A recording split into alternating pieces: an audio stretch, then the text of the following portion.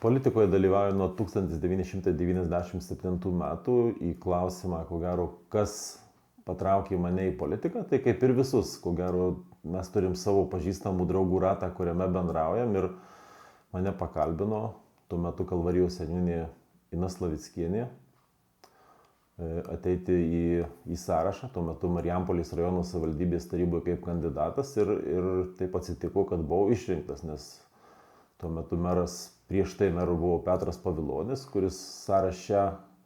leido mums daugiau jaunimo į priekį, kad mes galėtų mokytis. Aš manau, kad tas labai turėjo didelę įtaką, nes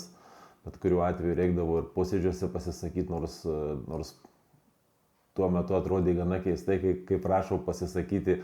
jauną politiką, o į partiją pačią, kodėl į konservatorių partiją, tai nežinau, man tiko vertybės ir be kitako žmonės, su kuriais ateini, nes manau, du pagrindiniai dalykai politikoje yra vertybės ir žmonės, su kuriais eini tuo keliu. Tai pasirinkimą lėmė, aišku, ir Petro Pavilonio patirtis, ir po to tarybos su tai žmonėm, kuriais bendravau, visų patirtys skirtingos, pamokos, kurias gaunu,